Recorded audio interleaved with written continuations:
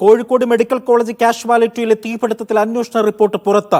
Sub collector Harshil R മീണയുടെ നേതൃത്വത്തിലുള്ള അന്വേഷണ സംഘത്തിന്റെ റിപ്പോർട്ടിൽ വീഴ്ചകൾ കൃത്യമായി സൂചിപ്പിക്കുന്നു. തീപിടുത്ത സാധ്യതയുണ്ടെന്ന റിപ്പോർട്ട് ഉണ്ടായിട്ടും യാതൊരു മുൻകരുതലും എടുത്തില്ല. പുതിയ ബിൽഡിംഗിന് കെട്ടിട നിർമ്മാണവുമായി ബന്ധപ്പെട്ട അനുമതി ലഭിച്ചിട്ടില്ല. ബാറ്ററി കാലാവധി കഴിഞ്ഞതാണെന്നും അത് വീണ്ടും റീചാർജ് ചെയ്ത് വെക്കുകയാണ് ചെയ്തതെന്നും റിപ്പോർട്ടിൽ പറയുന്നു. മനുഷ്യനിർമ്മിത തീപിടുത്തമെന്ന യൂത്ത് കോൺഗ്രസ് ആരോപിക്കുന്നു. ഇങ്ങനൊരു സംഭവം നടക്കുമെന്നുള്ള മുൻകൂട്ടിയുള്ള വിജിലൻസ് റിപ്പോർട്ട് ഉൾപ്പെടെ ഉണ്ടായിട്ട് പോലും അതിന് യാതൊരു സുരക്ഷാ മാനദണ്ഡവും പാലിച്ചിട്ടില്ല എന്നുള്ളത് അതീവ ഗൗരവമുള്ള കേസാണ്.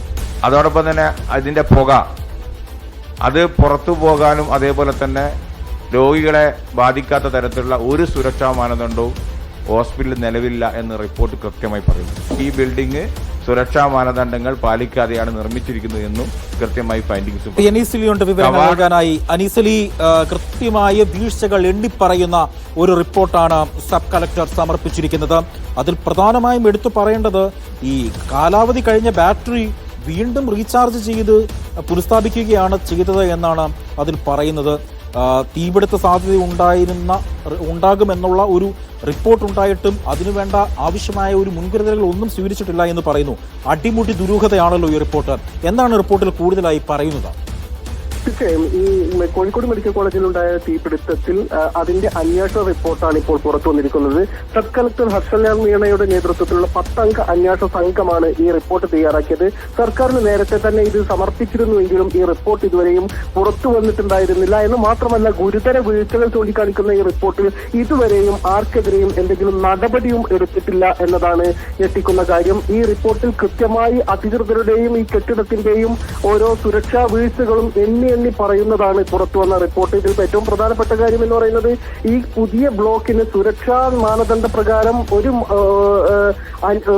റിപ്പോർട്ടും അനുകൂലമായ റിപ്പോർട്ടും ഇതിൽ കിട്ടിയിട്ടില്ല. ഈ ബിൽഡിങ്ങിന് കെട്ടിട നിർമ്മാണവുമായി ബന്ധപ്പെട്ട അനുമതി ലഭിച്ചിട്ടില്ല എന്ന് പറയുന്നുണ്ട്. അതോടൊപ്പം തന്നെ ഈ ബേക്കറി പൊട്ടിത്തെറിച്ചതാണ് തീപിടുത്തത്തിന്റെ കാരണമായത് എന്നത് ഈ അന്വേഷണ റിപ്പോർട്ടിൽ പറയുന്നു. എന്തുകൊണ്ട് തീപിടുത്തം ഉണ്ടായത് എന്നതിൽ ഒരു അവ്യക്തത നിൽക്കുന്നുണ്ടായിരുന്നു. അതിൽ കൃത്യമായ അന്വേഷണ റിപ്പോർട്ടാണ് ഇപ്പോൾ പുറത്തു വന്നിരിക്കുന്നത്. കാലപ്പഴക്കമുള്ള ബാറ്ററികളായിരുന്നു 2 ബാറ്ററികൾ ഉപയോഗിച്ചിരുന്നത്. അതിന്റെ കാലാവധി കഴിഞ്ഞതായിരുന്നു. എന്നിട്ടും അത് യാതൊരു സുരക്ഷാ മാനദണ്ഡങ്ങളും പാലിക്കാതെ റീചാർജ് ചെയ്ത് ഉപയോഗിക്കുകയാണ് ചെയ്തത്. ഇതിൽ നിന്ന് പുക ഉയർന്ന് തീ പിടിക്കുകയായിരുന്നു ബിൽഡിങ്ങിലേക്ക് എന്നാണ് ഇപ്പോൾ ഈ അന്വേഷണ റിപ്പോർട്ടിൽ വ്യക്തമാക്കുന്നത്. എന്തായാലും ഗുരുതരമായ വീഴ്ചകളാണ് ഉണ്ടായിട്ടുള്ളത്. ഈ ബാറ്ററി കഴിഞ്ഞ കാലാവധി കഴിഞ്ഞ ബാറ്ററികൾ ഉപയോഗിച്ചു എന്നതോടൊപ്പം തന്നെ ആവശ്യത്തിന് സുരക്ഷ ജീവനക്കാർ ഈ കെട്ടിടത്തിൽ ഉണ്ടായിരുന്നില്ല എന്നതും, അതുപോലെ തന്നെ ഈ വാതിലുകളുടെയും അതുപോലെ തന്നെ അതിലേക്കുള്ള വഴികളുടെയും ഒക്കെ വീതി അടക്കം കണക്കാക്കിക്കൊണ്ട് ഇതൊന്നും സുരക്ഷാ മാനദണ്ഡങ്ങൾ പാലിക്കുന്നതല്ല എന്നതടക്കമുള്ള കാര്യങ്ങളാണ് ഈ റിപ്പോർട്ടിൽ പരാമർശിക്കുന്നത്. റിപ്പോർട്ടിൽ പറയുന്നത് ഇത് കൃത്യമായി സർക്കാരിന് സമർപ്പിച്ചിട്ടും ഇതുവരെയും ഏതെങ്കിലും തരത്തിലുള്ള നടപടികൾ എടുത്തതായി ഇതുവരെയും സർക്കാരോ അല്ലെങ്കിൽ മെഡിക്കൽ കോളേജുമായി ബന്ധപ്പെട്ട അധികൃതരോ അറിയിച്ചിട്ടില്ല. ശരി, ടി അനീസരിയാണ് വിവരങ്ങൾ നൽകിയത്.